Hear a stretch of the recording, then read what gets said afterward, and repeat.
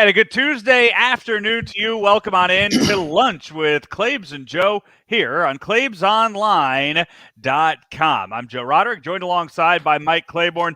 Claibs, we're 2 weeks away from Christmas, so a Merry Claibsmas I to you see once that. again. Yeah. Do I have one of those? You don't have one of those. I got one for Okay. Rammer last year. All I right. didn't know how you felt about wearing your own face on your That's all right. I'd on your wear it. shirts. I didn't I'd know. wear it. I didn't know if that fit into the fashion closet of Mike Claiborne. I got a black tie event to go to on Sunday. Maybe I'll wear that instead. We'll have Rammer send you his. I don't know if Rammer's worn it to a SLU Billikens game yet I on the haven't seen it sidelines. yet. Yeah, so we need to make arrangements for that to happen at some point these next few weeks. Claibs, so much to get to. It seems like it's been a few weeks since we last talked, but our last show was just Monday. And as always, by the way, powered by Ameren, Illinois, driven by Munganass St. Louis Acura, Munganass Alton Toyota. Claibs, we will be out at Munganass Alton Toyota next Monday. See Jamie Burkhardt out there. So we'll go out to Alton, Illinois, and see him for our final show before Christmas. Claibs, before we get into all the Cardinal stuff, all the NFL stuff, earlier today, sad news as the head coach, college football coach Mike Leach, passed away at the age of 61. Apparently had a heart attack Sunday night that ended up causing severe brain damage and ended his life. Yeah, obviously unfortunate. Mike Leach was a very unique individual, and I thought he was good for the game. Obviously, the quotes and the quips that he would have were entertaining. But you know what? He knew a little bit about offense too, man. I mean, he made some guys into some really good quarterbacks as far as the air raid, as they call it. But I thought he was good for the game. We're certainly going to miss him, and he was really starting to turn things around at Mississippi State, and that opens a huge door for somebody. I don't know whether you hire from within, or all of a sudden is that job attractive to somebody who's sitting in another program as we speak. But certainly tragic news. Obviously he and his family, we certainly send our thoughts to them, but to the players and the alums and the boosters and everybody else in Mississippi State. I mean, this just doesn't happen very often, especially for a guy who's just 61 years old. So there's a lot of things going on in Mississippi, and we hope that they can get things squared away because, if you're the president and AD, you probably have to say, okay, what do we do now? And they have plenty of options out there. A lot of people that would have been interested in that job. And you have to ask yourself the question, what would have happened if Deion was still at Jackson State and this took place? Yeah, that feels like that would have been a better move for him than going up to Colorado. Yeah, neither school has been that good. I mean, when Jackie Sherrill was in Mississippi State, they were one step ahead of the posse. Colorado hasn't been relevant in a number of years, but they are sneaky attractive. You're going to get some West Coast players, and that's how they got healthy the first time. They got all those guys from L.A., started with Eric Bieniemy. And then you have, not necessarily people within the state of Colorado, but obviously we've seen that Deion can recruit nationally. So they might be an interesting program in 2 years. Yeah. By the way, depending on what conference they're going to be in. Was Bieniemy ever an option up there in Colorado before Deion? For some reason, he wasn't. Because he's such a hot name in the NFL year after year and gets passed over that you would have thought that would have made sense. I know his name was kicked around a few years ago, and I don't know whether it was his lack of interest or the university's lack of interest, but it obviously didn't come to fruition on why he ended up not going to Colorado. If you have a chance and you want to watch some good Mike Leach footage, his breakdown of the mascots in the Pac-12, that was a good press conference as he goes through and talks about which ones would win in a fight and which ones would be most dominant. That was a good one. But he was a guy that just kind of spoke his mind. Didn't really care who he I guess, upset. I should say, not say offended. I should say upset. I don't think he really upset people. I think people were amused by him. Some were confused by him because we just didn't see those sort of antics from a coach. He always seemed like he never took himself serious, but then on the other side of the coin, he was serious enough to be a successful coach, and Yeah. it's a huge loss for college sports. Yeah, the Mississippi State Bulldogs were set to face, or are set to face Illinois in the bowl game coming up here very soon. Have not heard or seen any plans to postpone that. Not sure if Oh, that I would don't even be think on they the will. table. No, I don't think they will. I think that they've got a coaching staff in place. They'll have somebody do it on the interim basis. And if I'm Illinois, I better be very careful here because, these kids can really be motivated, even to a higher level. Although I'm one of the people who believes that pep talks, as Bum Phillips said, he said, pep talks last about as long until you get the hell knocked out of you. And then you can't even spell pep. And then all of a sudden you got other things to think about. So we'll see what kind of motivation this provides, losing their head coach and obviously going out and playing for him. Mike Leach passes away at the age of 61. Claibs shifting gears over to the Cardinals and to Hot Stove. Last week when we talked, you were in San Diego, right there in the middle of all of the Hot Stove discussions, and at the time the Sean Murphy versus Wilson Contreras debate as to who was going to be the Cardinals' next catcher, and it ended up being Wilson Contreras. 5-year deal, $87.5 million for the former Cub World Series catcher. He's now in St. Louis. You had a chance now. We've seen him at the press conference, the introductory press conference with the Cardinals. You've seen him a number of years across the field with the Cubs. Your initial thoughts on the signing of Wilson Contreras? Well, I think I said all along Sean Murphy was my prime candidate, but Wilson Contreras checks enough boxes. I think he's going to be a very interesting number 5 hitter. He doesn't catch as much as he used to. I mean, I think we have to take into account the most he's ever caught was 133 games, and that was back in 2018. So you're going to give up a little bit of catching behind the plate in exchange for a guy at the plate. And and let's face it, you don't have to give up any prospects. Atlanta gave up apparently a boatload to Oakland. But I think the other issue is it's only money, and the Cardinals have a lot of it right now. So I really look at it in a situation where it made sense in this situation because now you still have enough assets to be able to make another deal if you need to. If there's somebody out there that we're not even thinking about that they can acquire, they got some assets at a lot of different positions that teams would be interested in. Yeah, and as far as looking out at who would have been available, we sat here for so long thinking it was between Sean Murphy and Wilson Contreras, and I mean, if you believe the reports, that was who it was between. The Cardinals made a run at Sean Murphy, and apparently the A's asked for way too much in return for what the Cardinals were willing to give up. And so if you believe the reports, it was Lars Nootbaar and Brendan Donovan with a minor league pitcher.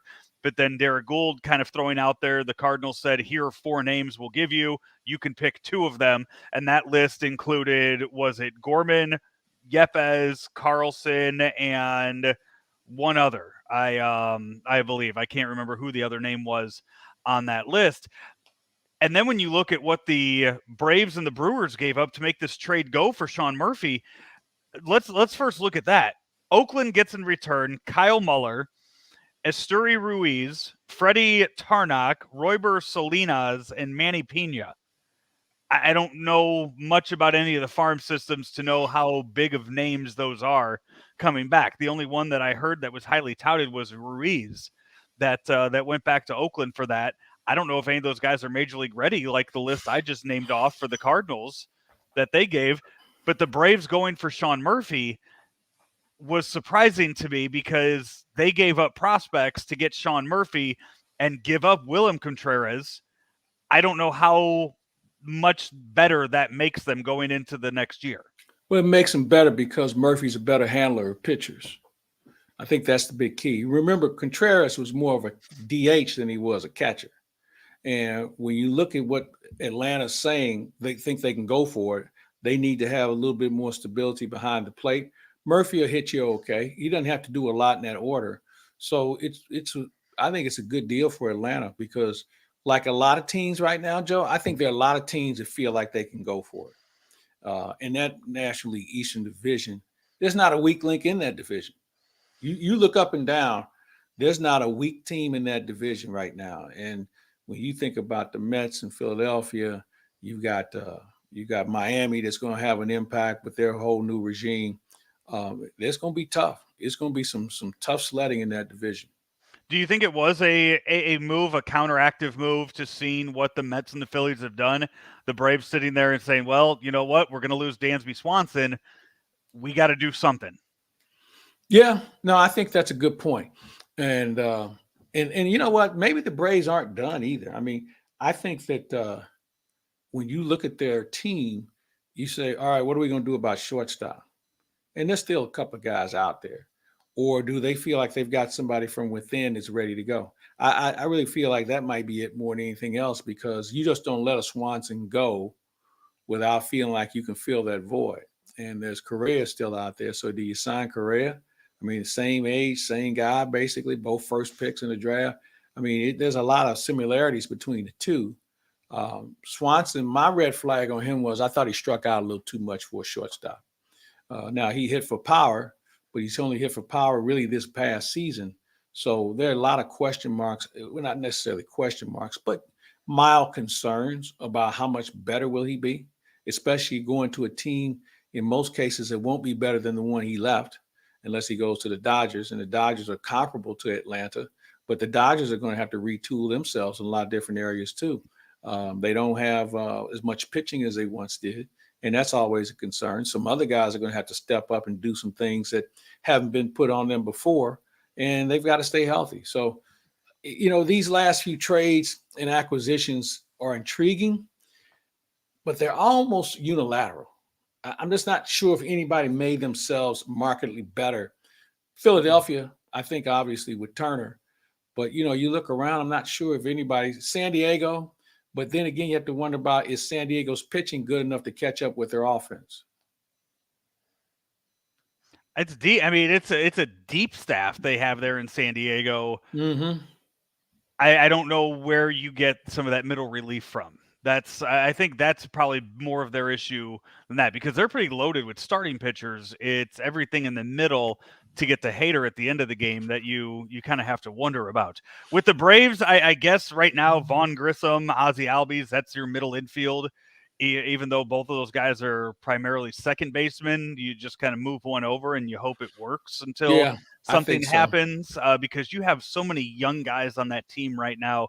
And with the money that they've given to Acuna, that they've given to Riley, and some of the other contracts that they are, having to put out there, I don't know if you could go long term with Correa on a deal with that. But we just saw Correa sign a 1-year deal in Minnesota last year. Is Correa just the guy that's going to want to go for market value 1 year after another and keep betting on himself? You know, I think that what you'll see, and I think maybe I share this with you. I think you're going to see a group of guys that instead of the 8 and 10 year deal, maybe do a 3 year deal and get right back in line and then go back to the market price again, compared to having an outdated contract after year two. Right. And that's what I mean, it's silly to think that Bryce Harper's contract, you already look at it and you go, wow, he could have made a lot more money if he would have just signed a 2-year deal or 3-year deal from what he initially did, because it's not like he's underperformed with the contract that he signed so far. And that's what you saw Machado do. With Yeah. all the rumors right now out of San Diego is that Machado's gone after this year. At least he's going to opt out after this year. And when you look at that compared to what Nolan Arenado did in St. Louis, you kind of, I mean, it makes you appreciate Nolan Arenado for sticking around because he could have easily gone out and gotten 35, $40 million for a couple years at the level he continues to play at. Well, he's already at 35. So, you know, when you look at a guy like Arenado and even a Machado, you know, your market is a lot smaller. And if you're not winning, if you're not on a winning team, I think that even raises a greater concern. So I know the rumors circulate about Machado. There's a lot of things that are going to go on between now and the end of the year, next season, because who's to say that Soto won't be on the block? Mm-hmm. So, San Diego is another team that's saying, you know what? Let's try and win now. We'll figure out next year when next year gets here. Kind of like what the Miami Marlins did a couple of times when they won their World Series. They loaded up, and as soon as they loaded up, they were like, all right, see ya. We'll start over again. So we'll see what happens. You mentioned the Braves possibly not being done. Cardinals, you wouldn't expect them to be done. Wilson Contreras isn't the only thing they're going to do all off season. John Heyman kind of throwing the Cardinals name out there with Carlos Rodon as a possible free agent. John Heyman did spell everyone's name right in the tweet that included the Cardinals in there. So wait a minute, that's is a that the positive for same? him. Is that the same John Heyman that had Arson Judge to the Giants. Arson Judge? Yeah. Okay. Yeah. Well, I don't know who Rodon's agent is. If it's got anything to do with Scott Boras, then maybe he's just trying to peddle Rodon. But I think Rodon's an attractive player only because there aren't many pitchers that have shown the numbers that he has in this current pool of players, which is why I go back to looking at guys who are on 1 year, who are in the last year of the deal, that you might want to kick the tires on a team to see if they're interested in making a deal. So I would just say stand by. I think the current structure is one where you say, well, free agents first. Yeah, okay. Now what happens when the good free agent is gone? And to take it to a Cardinal level, and I feel like this team needs another guy with closing experience in the bullpen.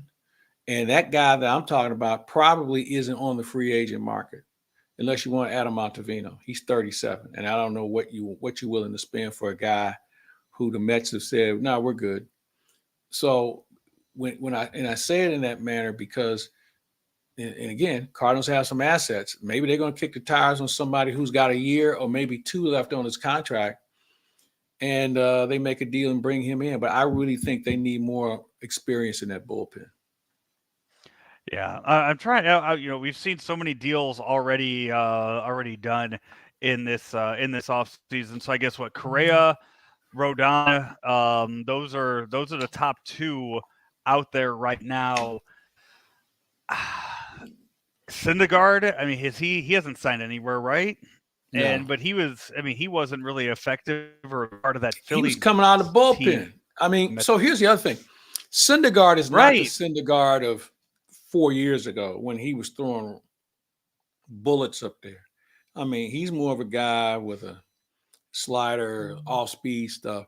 And, that's okay if you can throw it for strikes, because I got news for you. We're going to see a whole lot more guys throwing off-speed stuff because with the pitch clock, they're not going to be able to load up and, get themselves back to a max effort pitch every pitch anymore. So if you have that kind of stuff and you can control it, I think you're going to be quite attractive. Kimbrel, he's still out there. Is that a name that you kick the tires on? Well, if it's not high leverage, maybe. I mean, he's made a lot of money, so maybe you can get him for a good song and a dance. I don't know. But, he wasn't very good in L.A. Remember, they took him out of the closer spot. Yeah, he kind of danced back and forth there. Yeah, and I mean, the Cardinals used to own him. So I don't know. You know what? If the price is right, I definitely bring him in. Yeah, last year with the Dodgers, Rodon, Kimbrel, ERA 3.75 ERA on the season, only 22 saves on the year, 24 the year before, going back and forth between the Cubs and the White Sox in that season. So a far cry from his days in Atlanta when he was saving over 50 games or 40 games. I don't need him. If he can save 24 games, if he can save 24 out of 27 opportunities, 28 opportunities, along with Helsley, I think I'd be okay. Yeah, and then you have Gallegos back there too. That's the guy I'm concerned about because this pitch clock might affect him more than anybody else. Yeah, especially when you're the slowest worker in the league. Right. Yeah, that's That's something where you spend all spring. I mean, you're starting that now. You're just saying, just toss it. No, Here's the he ball. should have been Just here you starting go. back in October as soon as we finish the season. Right. Because I don't think you can just flip the switch on something like this Yeah. That's he's got to cut that delivery time in half, in which is half. yeah. Good luck. Oh, other MLB news and notes, just little things trickling in here and there as the winter meetings are gone. Your overall assessment of what you saw, what you did last week in San Diego. Well, it was good to be part of it again. I mean, we haven't had it, since 2019, and it was good to gather. I did realize that there's a lot of standing around and what are you hearing and things of that nature. But overall, I thought it was more productive than maybe some would have anticipated. We did have some movement. We did have some signings before and including. So I thought it was a good. I still think it can be better. Uh, and it's not like agents and general managers don't talk anyway, and teams talk. I mean, so why do they have to play around and wait till they get to the winter meetings and all of them are sitting in their own suites texting with the other guy? Mm-hmm. So, but it was good. It was just good. It's another sign that baseball is returning to a reasonable normalcy that we once experienced before COVID. You had a chance to catch up with Dusty Baker when you were there last week. That audio available right now on wherever you get your podcasts on Claibs Online. Who else? Give me another name of somebody that you saw that really made you happy. Man, Greg Amsinger, Fran Charles, Harold Reynolds, everybody from the MLB crew. Um, it's good to see Skip Schumacher as a manager. Um, there's just so many people that you just don't see a lot. And now with the season, us playing a balanced schedule, there's going to be some people we won't see as much of. So you inhale it, you relish it. I'm not even sure where it is next year. It may be in Nashville next year. I'm not sure.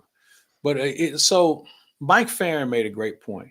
He said the four most important times of the season for baseball, other than the games, is winter meeting, spring training, All-Star game, World Series.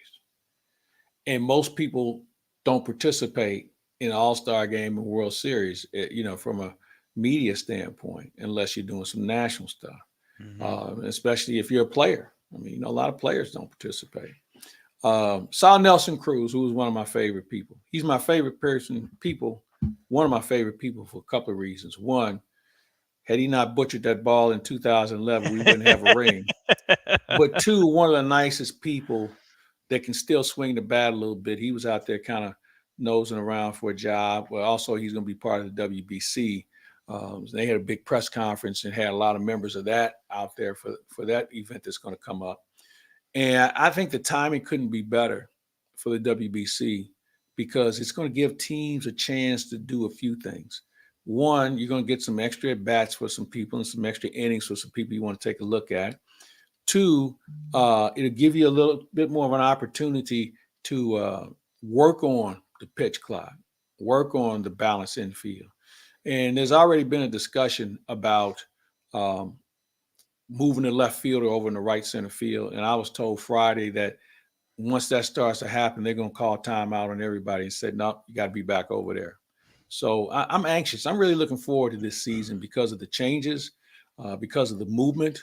I don't think there's a clear-cut runaway champion, although Houston did a pretty good job of it in their own right. But there's a lot of things that change. They don't have Verlander anymore. They're going to bring up some other guys, and Dusty's going to come back and see if he can do it back to back. So between that team and some other teams that are trying to make a statement, I think there's going to be some great competition in Major League Baseball.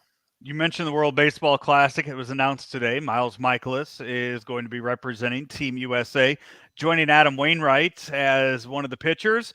And those two already, we already knew Nolan Arenado and Paul Goldschmidt were going to be on that team. So the Cardinals will be represented by four players on Team USA. Word was Tommy Edman maybe would go play for the Korean team.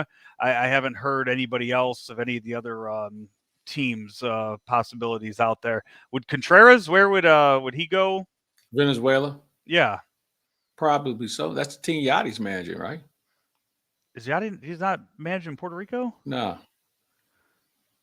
No, that's a cluster from what I understand. That would make sense, but yeah, World Baseball Classic starting up here in a few weeks. And I'll tell you that you mentioned that. I really about the players and who will get more reps.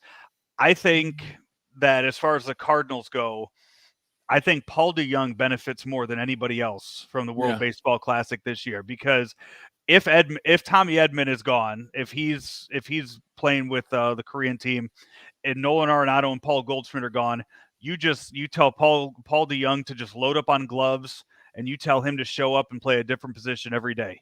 Today you're filling in for Arenado. Tomorrow you're filling in for Goldschmidt at first. Not only to maybe be a versatile part of the Cardinals team where you've only ever played shortstop and nothing else, but you're also putting yourself out there to where if you can do all those, then the Cardinals look around and they say, hey, look, we got this guy that can play all 4 out infield positions. Who are you guys looking to unload? And you make a deal with somebody for Paul DeJong. Or you can do this. And I was told the other day that he looks in incredible shape. But what happens if Juan Yepes spits the bit in spring training and DeJong all of a sudden becomes your designated hitter? That's not one of those things that that makes me feel confident about the team. No, but what I'm saying is what happens if DeJong is really raking, like you just mentioned, right, and he shows versatility, and Yepes gets off to a slow start like he did last year. Paul DeJong is going to have a spot on either this roster or somebody else's, and I know Mo, in talking to him the other day, he mentioned that he had several calls about DeJong. So I'm going to say stay tuned on that one. The right-handed DH situation has multiple options right now. Yeah, Cardinals are definitely far from being done. Hey, this is Lunch with Claibs and Joe here on Claibs Online. We're powered by Ameren, Illinois. We're driven by Mungenast St. Louis Acura. And hey, we'll be back in just a minute.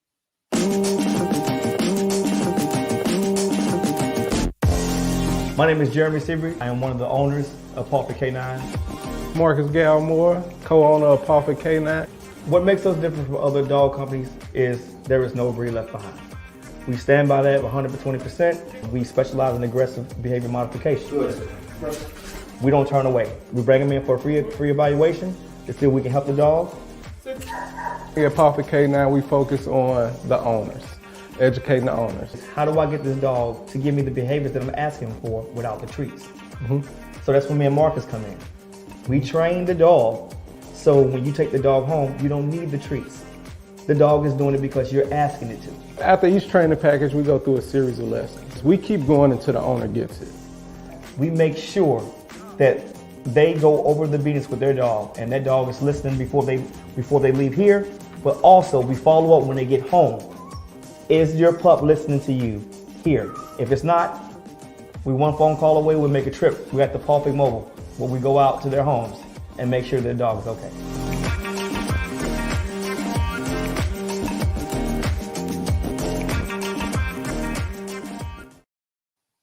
Back here, Lunch with Claibs and Joe, powered by Ameren, Illinois, driven by Mungenast St. Louis Acura. Also, hey, to wrap up the Cardinals discussion, tickets available now for Cardinal all-inclusive tickets and also holiday ticket packs. Go right now to cardinals.com and click on the holiday ticket link right there to see everything that's available for the 2023 season. That's cardinals.com/ then go to the holiday ticket section for ticket packs and all-inclusive tickets. And that also includes tickets to opening day of 2023. NFL this past weekend, Claibs. I think we see that just how good that Eagles team is with how. Wait a minute, you mean the team that I told you about at the beginning of the year? And it took me a while to come around on them, yeah. But okay. I jumped on that. I jumped on them a few weeks ago. I've been all in on that Eagles team, and they absolutely decimated the New York Giants. And with the Vikings losing, now have a 2-game lead on that number 1 seed in the NFC. So the Eagles continue to cruise, and they are I don't even know. I mean, I don't even know who I would say is the second team to beat right now in the NFC. That's a good question. The NFC is really shaky right now. And the Eagles are fortunate because they haven't had any serious injuries. And they're still trying to be better. I mean, getting Ndamukong Suh was a real good move. The other defensive end that started his career with the Rams, whose name escapes me, they put him on the IL, but I don't know how long that's going to last. But overall, the offensive line has been solid. Man, they're starting to develop a running game. And I'm not sure if many people thought Jalen Hurts was going to be this good, but he's good every week. And I know he runs a lot. Yeah, but have you seen his passer rating? I mean, this guy, he can throw the long ball. He can throw the crossing route. He just really has a good understanding of what's going on with his team. He's got two really good receivers to throw to now and a good tight end. So I don't see anybody beating the Eagles but the Eagles. No, and it's going to get to the point where you're going to hear discussions here in a few weeks if that bye week, if that 1 week off is good or bad for them, with how much of a role they've really been on this year. Yeah, I think you know what? I think it's good for them. It'll give them a chance to recharge and reset and start to prepare for the second portion or the third portion of the season. So I don't think it hurts them at all. Who do they play after that? Who do they play after the bye? No, I'm saying I'm talking about the bye that they would have for okay. for the first round of the playoffs, because they'll get that one bye. Jalen Hurts, I by the way, I don't think anybody who plays this game is going to reject a bye. Jalen Hurts, 22 passing touchdowns, 10 rushing touchdowns. How many interceptions on the season? Only 3 interceptions on the year. Yeah, he's fumbled the ball 8 times though. Yeah, I think that comes from running the ball. Right. I think that comes, and also he's been nearly sacked a couple of times, and guys have stripped him. But I think he's been a very good manager, very good, solid quarterback for the Philadelphia Eagles. Yeah. So the Eagles, their upcoming schedule for the rest of the year, they have they got Dallas coming up. Yeah, they have Chicago, Dallas, New Orleans. Their next 3 games. So, God, Jalen Hurts against that Bears defense. If you have Jalen Hurts in the first round of fantasy football this week, he should put up a lot of points against the Bears. Yeah, that Bears defense got some issues. They have issues all over though. Except quarterback. Everywhere else, they can keep them healthy if they don't get them killed. Exactly. But that's about the lone bright spot they have. I tell you what, we put it out there. We had the Vikings and Lions game in our picks this past weekend, Claibs, and I put it out there because I thought it was pretty shocking that the Lions were actual favorites going into that game. Well, but have you seen the Lions play lately? And they've played well, yeah. Here's the reason why. A, the Lions are playing well, and B, we're getting late in the season, and Kirk Cousins is a quarterback for the Minnesota Vikings. Mm-hmm. And he's just not very good late in the year. And you look at the Vikings and you say, man, the offense is solid, good running game. They have good receivers. Defense makes plays, but there's something missing. And the Lions are starting to get better. They have another good draft on defense, and they might be a handful. They're one offensive lineman and one defensive player away from being at the front of that line in that division. I'm looking at the Lions, what they have coming up now. This upcoming weekend, they're playing the Jets. They're in New York playing the Jets. They're on the road the next 3 weeks. That Jets game, I mean, those are teams going in 2 very different directions right now. Well, the Jets haven't been bad. I mean, there's a distraction of Zach Wilson. They've kind of gotten that behind him. Mike White hasn't lost anything for them. They just haven't been able to get as many things done. They play some really good teams here recently. But, I wouldn't say they're going in the wrong direction. I still think there's still some good football left in them. Defensively, they're really good. Now, if Quinnen Williams, if he can't play, then they got problems because this he was having a Pro Bowl type season. I mean, right now, the Jets right now, they've lost 3 of their last 4. They, as I mentioned earlier, this upcoming this weekend, they have the Lions, then they play the Jaguars, then the Seahawks, and then they end the season with the Dolphins. They don't have any easy games on that schedule. No, No, and you mentioned teams coming around. I mean, the Jaguars, if you look at what Trevor Lawrence has done lately, they're not going anywhere this year. They're going No. to be drafting the top half again, but they finally might be figuring something out as far as Well, that they got a offense goes. legitimate coach there too. Right. That clown act they had before him really, I think, stunted the growth Urban of the Meyer. organization. Yeah. So so let's look at that AFC and everything going there. You have the Bills and the Chiefs, both 10-3 now on the year. Bengals have won 5 straight. They represented the AFC in the Super Bowl last year. They're 9-4. Talk about teams going in the wrong direction. The Titans right now Woo. falling real fast, and Baltimore somehow gets a win without Lamar Jackson this past weekend. Yeah, I think the Titans thing is a real head scratcher. Maybe that's one of the reasons why the GM got fired in such an untimely manner. Maybe there's more going on internally than we know of. Ryan Tannehill is a guy that everybody likes to kick around, but I think it's more than what the quarterback is doing. I mean, when you look at it, the Jaguars, I mean, I say they have nowhere to go. They're only 2 games back right now of the Titans. Oh, they can make it interesting. Don't think they can't. I mean, they've got some players that are starting to come around. You mentioned that. They got nothing to lose at this point. So those are the dangerous teams you got to be concerned about. So Eagles far and away Super Bowl favorites out of the NFC. How do you handicap the AFC? Boy, you almost want to say home field advantage, and Kansas City's a tough place to play. Buffalo's a tough place to play. And then you got that next tier of teams. Cincinnati's a tough place to play. But, man, I just think Kansas City, they get things done. Now, Buffalo's been tough, but now with Von Miller out, they're not as tough defensively as you would want them to be. And they've lost a couple of other people along the way on the defense. Because, Josh Allen, I know he's playing hurt, but he's still finding a way to get things done. I just think Kansas City still has the makeup to get there. And they've retooled on the fly. I mean, you look at their team now, from the offensive line to the receivers.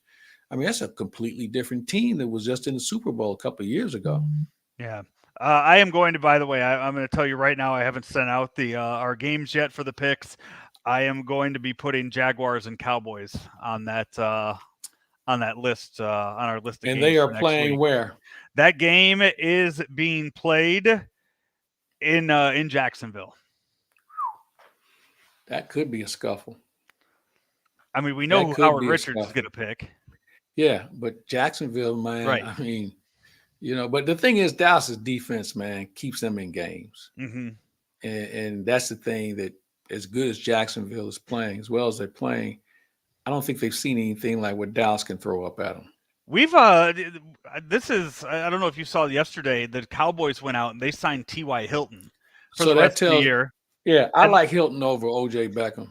And then today the Bills go out and sign Cole Beasley. Cole Beasley kind of pulled a Tom Brady. He said that he walked away from football, said he was going to go spend time at home with his wife and his kids. He was one of those first guys that was anti. He's anti-vax, okay. And that kind of soured people on him to begin with. But he got a chance down in Tampa at the beginning of the year, never actually played a game for them, and said, you know what, I'm done with football. I've had enough. I'm going to go home with the wife and kids. 2 months later, he's like, hey, guys, I'm ready to come back and play. What's next? I'm not even going to respond to this stuff.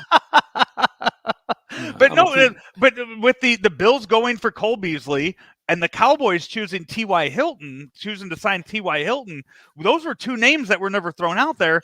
Meanwhile, Odell Beckham's been going on this, tour of the country. Odell Beckham isn't totally healthy. Right. He's told teams, hey, you signed me, I'll be able to play in the playoffs for you. And teams are like, I don't want that. Yeah. No. Right. Why would you work on it all year and then throw him into your lineup, into your offense in the playoffs where games really matter? Nobody wants to risk that. I agree.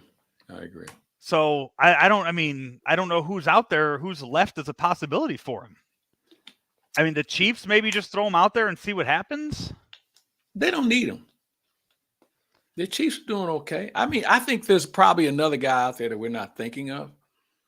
But Odell Beckham, man, Right. I don't need the baggage. No, that's you really don't. All right, hey, we need to take another break. When we come back, we're going to wrap up the rest of the show here on lunch with Claibs and Joe here on claibsonline.com. Hey, we're powered by Ameren, Illinois, driven by Munganess St. Louis Acura. As one of St. Louis's fastest growing companies and largest private companies, St. Louis Acura is proud to serve you and remains committed to becoming better than ever for you.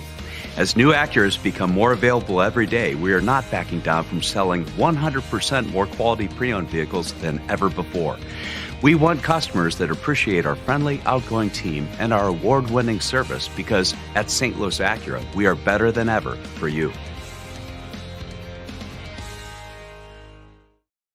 There's always been a bright side to living in downstate Illinois. Ameren, Illinois is making it even brighter with a little help from the sun. Right now, we're building a next-generation solar facility to bring you cleaner energy for generations to come. It's good for the environment, your neighborhood, and everyone living in downstate Illinois. That's brighter thinking. That's energy at work. Learn how you can participate in solar programs at amerenillinois.com/renewables. We're back here, lunch with Claibs and Joe. Final segment here at Claibs Online.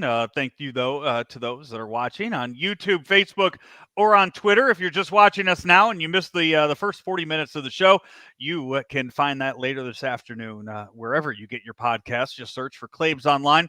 Find them right there, or check us out on the brand new claibsonline.com and see all of our content for you right there. Let's talk a little Blues hockey, Claibs. I know that it is.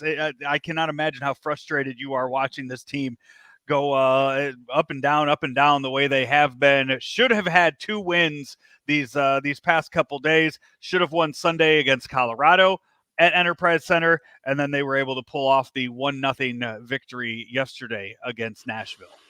Well, last night I was at that game, and they were solid in all 3 zones. You know, they only gave up 25 shots, and they had some good scoring opportunities themselves. But Nashville's just like the Blues, inconsistent. But I saw something last night that tells me there's an issue with this hockey team.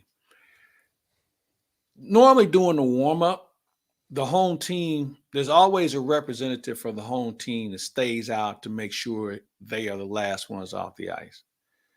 Blues are the first ones as a team that came off the ice. Nashville still had 2 or 3 guys still hanging out. I've seen brawls get started when guys create shenanigans. So basically what I'm saying is, and it's one of those things in the code. You know, for all the Blues would have known that Nashville could have taken a dump on the logo and they wouldn't have known about it. And I just think that if you don't understand those traditions of making sure you take care of your house, and how is anybody else going to respect you? Yeah. And I don't know whether this is an isolated situation or is this something that's but I noticed it and it stood out. And I texted a couple of people and they both were kind of like, yeah, welcome to our world. You know, I mean, there's something going on with this team. And I know they all talk about how they play for each other and, you know, we're really close. Well, something's going on because there's no accountability. There's no commitment to detail. And this isn't a coaching thing. You know, coach can only do so much. Players have to coach themselves from time to time. And I just don't see it. And it's unfortunate. It's a tough season to have. And yeah, I could give you 6 guys that probably are the culprit, but it is a team sport. But I'm of the belief that Doug Armstrong might have to shake it up one way or the other because they're just, you know, I mean, they don't play again until Thursday. They go to Edmonton, and we don't know what that could turn out. I mean, they played Edmonton tough the last time, but we know Edmonton can explode, and they could really make it interesting for St. Louis. And they're going to go out on a Western swing before the holiday. So who knows what's going to happen, but I think it might be time to shake it up and not, you know, I'm not talking about sending a guy to the minors. I'm talking about moving a contract. So we'll have to see. Yeah, that's, you know, this is a team right now. They are more than a few points back of a playoff position in the West. 27 No, I think they're in the 5th spot, aren't they? They're in the 6th spot right now of the Okay. wild card. So Right. they have a bunch. They have Vancouver, Nashville, Colorado. They would have to jump all of them to get up to Calgary at 31 points. So 4 points back of being in that second wild card spot right now. That's not much. That's not a whole lot of points. But from what you've seen on TV and in person out there at Enterprise, is this a team that is just 1 or 2 moves away from being up in that playoff spot? Yeah, I do. They've got the combination of talent and youth that they're a couple of spots away. I probably would address my defense. That's not gone well for a couple of people. And you still need some grit, man. You need somebody who makes you hard to play against, and they don't have that guy. Blues are pretty easy to play against. So, yeah, I think there's a couple of moves that would make them a legit team for the Western Conference, which, in my opinion, might be the most competitive conference in all of sport. We talked about the National League East. This Western Conference, man, it's pretty tough to go. The World Cup, we're starting the semifinals Claibs in about 15 minutes here. Argentina and Croatia. Argentina the favorites in this game, and then tomorrow it's France and Morocco. Claibs, I was up in Chicago on Saturday, and all around the city, cars honking their horns, driving around, hanging out the window, holding flags. And I kind of caught a glimpse of the flag, and I thought, nah, this isn't it. And I went and I looked up. They're Moroccans. They were folks from Morocco up in. I mean, this is all throughout the entire city too. Walking around the entire day after Morocco won their game, knocking out Portugal. The rest of the day, all the whoever of Moroccan descent was up in Chicago. They were driving multiple cars around the whole city, hanging the flags and honking their horns. Yeah, that's fun for them. The first African country to get to the World Cup semis. Very passionate. So my favorites are Argentina because they have the best steaks in the world, and Morocco because this is their first rodeo. I mean, I like the French to a point, but I'm pulling for those two, and may the best team win. I don't think. Which, by the way, I did this the other day on Camel X, so I'll share with you here on the podcast. We got to change this soccer thing up. We got to change it. If you want Americans to embrace it, we got to make a few changes. Starting off with getting rid of FIFA, or getting out of FIFA. FIFA is the most corrupt organization short of the Olympic Committee in the world. So they got to go. Second thing is we need to get more scoring.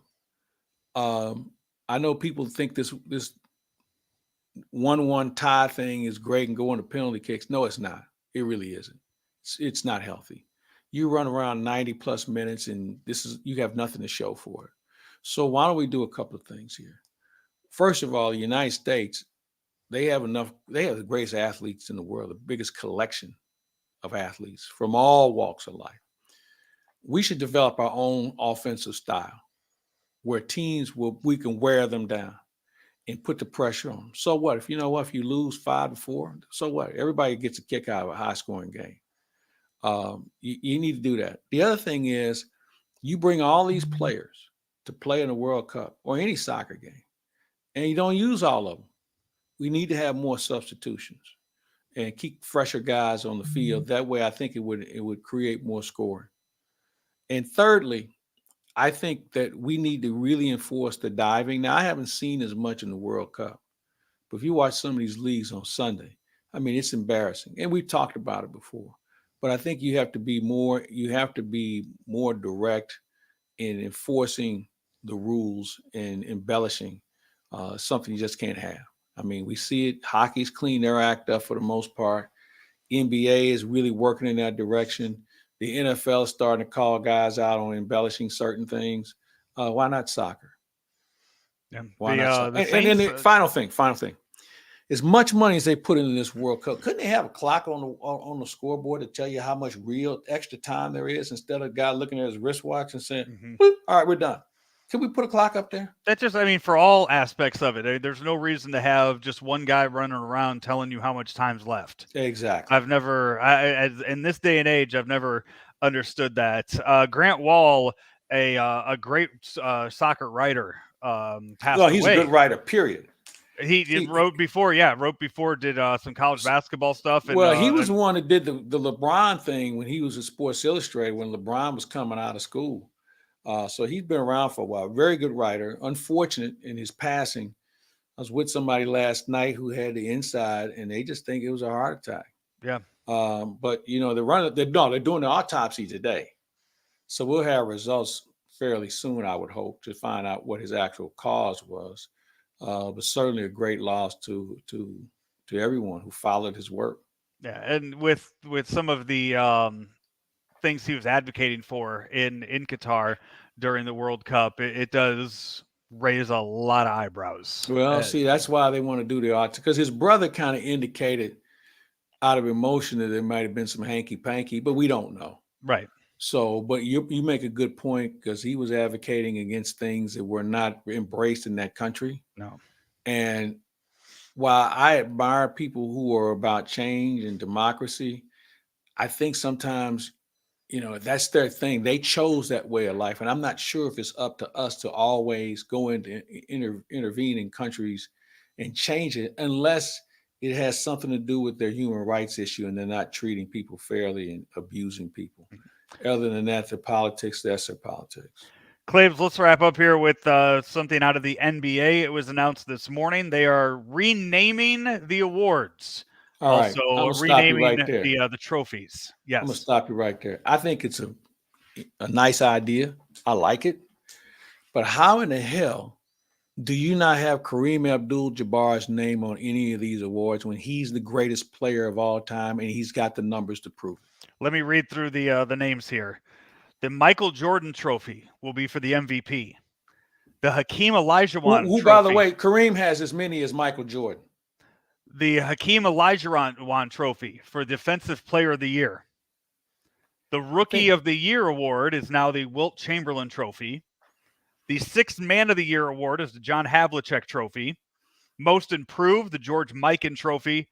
And here's a new award. It's the Clutch Player of the Year Award for the Jerry West Trophy. So, although it's 6 of them, right? 6 awards, right? 1, 2, 3, 4, 5, 6. Yeah. Do they have one named after Coach of the Year? Do they have a?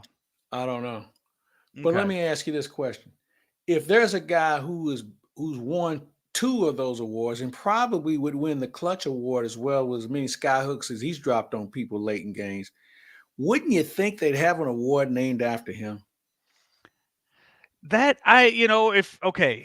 If you need to put Michael's name on one, you put it on MVP. Okay. Well, wait a minute. Why? Because are you going to put his on the other ones? Well, Kareem has won as many as Michael. The I'm same can be said. argument. Hold on. The same can be said in postseason too. He's the all-time leading scorer and took 1 3-point shot in his whole career. He has multiple other accomplishments in his career. And how is he not included at all? And let's go back. Let's talk about how he's the greatest player at every level he ever played at. From grade school, high school, he lost once. College, he lost twice. And he's got as many NBA championships as Michael Jordan. So where is the disconnect? Why? I'm just saying that you could have put him on defensive player. If you have to put Michael's name on one, you put that on the other. Michael, but Kareem should be on this list. All defensive team, by the way. Kareem was on there 11 times. Hakeem Olajuwon only 9 times. Point proven. Point made. So if I'm going to say that one has, I'm going to say if you want to sit here, Kareem has more of a case to be Defensive Player of the Year over Hakeem Olajuwon than he has to be named on the MVP trophy over Michael. If you understand what I'm saying. I hear what you're saying. Okay. But when we're talking about a person who's won at every level, has as many trophies and awards as the guy whose name is on it. No, this is wrong. Red Auerbach, by the way, is who the Coach of the Year trophy was already named after. So Red Auerbach's name is already on that one. And if I'm not mistaken, I think Phil passed him, didn't he? Or he tied him? For number of coaches, rings? Rings. Would Phil ended up with how many rings? Was it 9 or 11? 11? If it's 11, then Red Auerbach only won it 9 times. Phil might have, you know what? Phil has a 9. Let's see. He won 6 times with the Bulls. Then he had a won three-peat and back-to-back with the three-peat Lakers. With the Lakers. So he has more than Red. So he has 11, yeah. Not Kobe's, to mention the 2 he won as a player.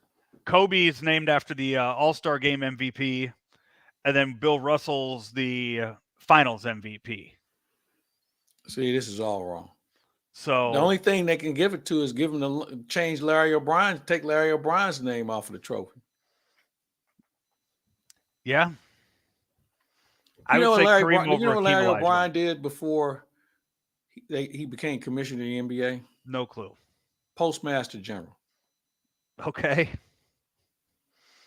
So, not that I got anything against the post office. That's what he did beforehand, before he became commissioner. And he was a good commissioner. He wasn't a bad commissioner. Claibs, you are back here in St. Louis back at work with everything that we have. You and Howard Richards got to, and then Alex Ferrario. We need to. I'm going to talk to everybody on Thursday. Yeah. I'm going to get with everybody on Thursday. So yeah, we have all that coming up this week here on Claibs Online, plus a lot of year-end stuff. So keep it locked in, claibsonline.com, for all kinds of stuff that we have coming up at the end of this year and then well into the start of the new year. So much stuff planned here on claibsonline.com. If you missed any part of the show today, find it on the podcast or just go rewatch it from the beginning on YouTube, Facebook, or on Twitter. But if you just want to listen to the audio version only, you can find that at claibsonline.com. For Mike Claiborne, I'm Joe Roderick. This has been Lunch with Claibs and Joe, powered by Ameren, Illinois, driven by Mungenast St. Louis Acura, right here, claibsonline.com. Honey, what are you doing up? I'm too excited to sleep. Have you tried counting sheep? Yeah, but it didn't work. Have you tried counting Albert Pujols home runs? But there's so many. Let's just give it a try, okay? Okay. Good night. 1 Albert Pujols home run. 2 Albert Pujols home runs. 3 Albert Pujols home runs. 4 Albert Pujols home runs.